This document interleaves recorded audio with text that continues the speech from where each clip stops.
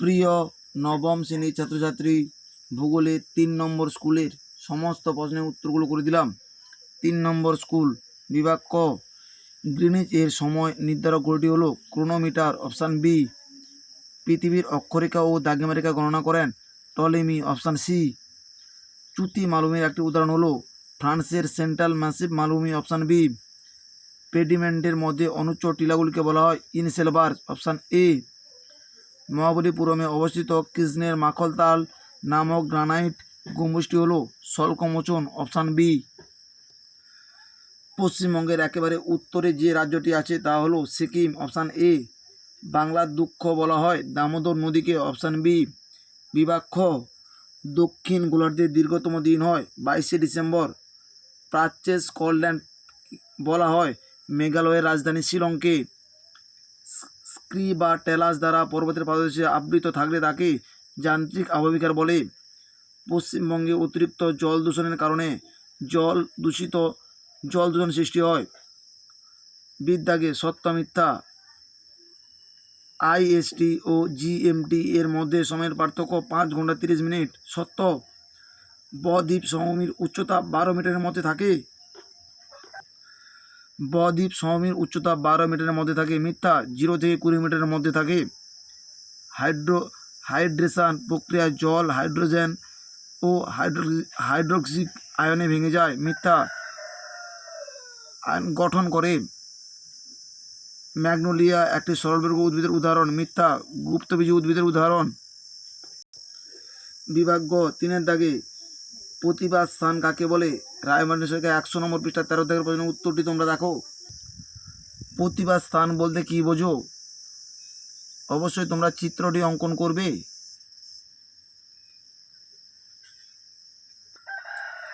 Lava মালভূমি কাকে বলে? 150 নম্বর পৃষ্ঠায় রয়েছে। লাভা মালভূমি কাকে বলে?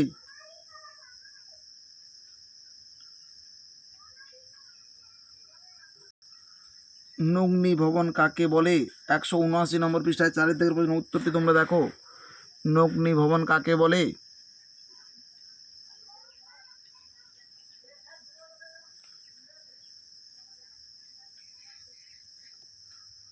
সুন্দরবন অঞ্চলের নদীগুলির দুটি বৈশিষ্ট্য।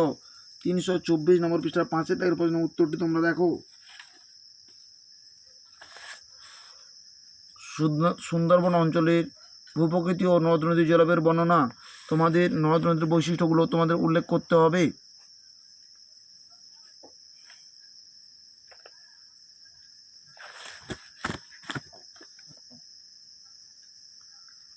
যে কোনো 3টি বৈশিষ্ট্য তোমরা উল্লেখ করবে। বিভাগ ঘ আন্তর্জাতিক তালিকাকে বাঁকিয়ে দেওয়া হয়েছে কেন? 102 নম্বর পৃষ্ঠায় 4 দাগের প্রশ্নের উত্তরটি তোমরা দেখো। 4 দাগের প্রশ্নের উত্তরটি তোমাদের লিখতে হবে।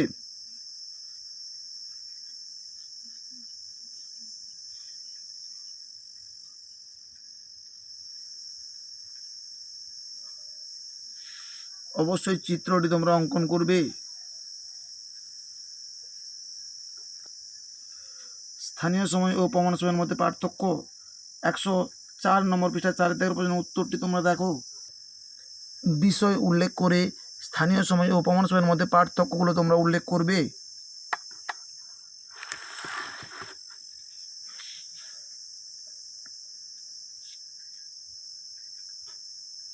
বিষয় উল্লেখ করে পার্থক্যগুলো তোমরা উল্লেখ করবে। আগ্নেয় পর্বত কীভাবে সৃষ্টি হয়েছে? 125 নম্বর পৃষ্ঠায় রয়েছে। আগ্নেয় পর্বতের উৎপত্তি। এই প্রশ্নের উত্তরটি তোমাদের লিখতে হবে।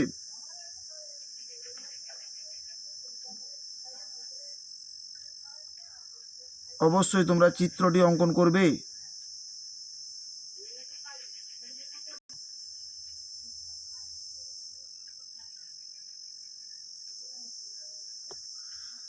প্লাবন সমভূমি সৃষ্টির প্রক্রিয়া।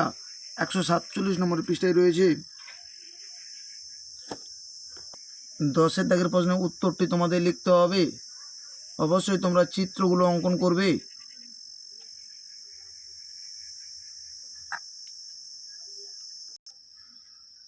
যান্ত্রিক ও রাসায়নিক আবেগের মধ্যে পার্থক্য। 174 নম্বর পৃষ্ঠায় রয়েছে।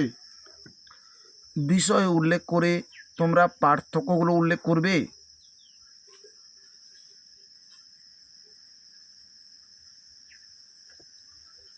পশ্চিমবঙ্গের জলবায়ুর বৈশিষ্ট্য 316 নম্বর পৃষ্ঠায় 19 থেকে প্রশ্ন উত্তরটি তোমরা দেখো। পশ্চিমবঙ্গের জলবায়ুর বৈশিষ্ট্য আলোচনা করো। তোমরা পয়েন্ট দিয়ে খাতায় উত্তরগুলো লিখবে।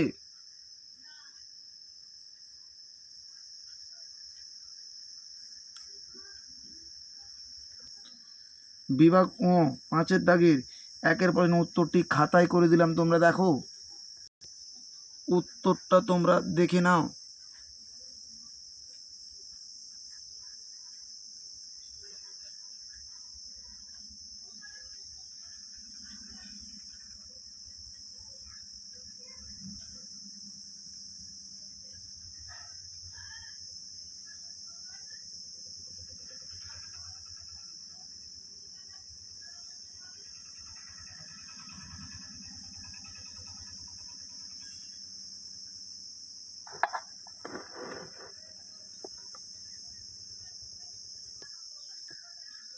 পাঁচের 2-এর দাগের প্রশ্ন উত্তরটি 307 নম্বর পৃষ্ঠায় 2-এর দাগের পাঠের উত্তরটি তোমরা দেখো। 2-এর দাগের প্রশ্ন উত্তরটি তোমাদের লিখতে হবে।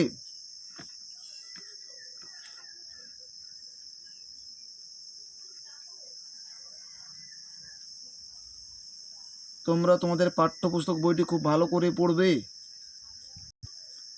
পশ্চিমবঙ্গের জলবায়ু ক্রান্তীয় মৌসুমী প্রকৃতির এই বক্তব্যটির সত্যতা বিচার করো। 319 নম্বর পৃষ্ঠা 23-এর দাগের প্রশ্নের উত্তরটি তোমরা দেখো। 23-এর দাগের প্রশ্নের উত্তরটি তোমাদের লিখতে হবে। তোমরা অবশ্যই পাঠ্যপুস্তক বইটি খুব ভালো করে পড়বে।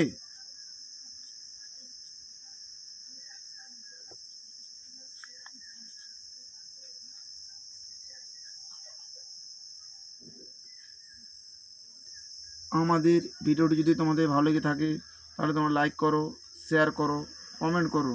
আমাদের চ্যানেল নতুন হয়ে থাকলে চ্যানেলটিকে সাবস্ক্রাইব করে পাশে থাকা বেল আইকনটিকে প্রেস করে রাখো। আমাদের ভিডিওগুলি আপলোড হওয়ার সাথে সাথে সবার আগে তোমাদের কাছে নতুন নতুন নোটিফিকেশানগুলো পৌঁছে যাবে।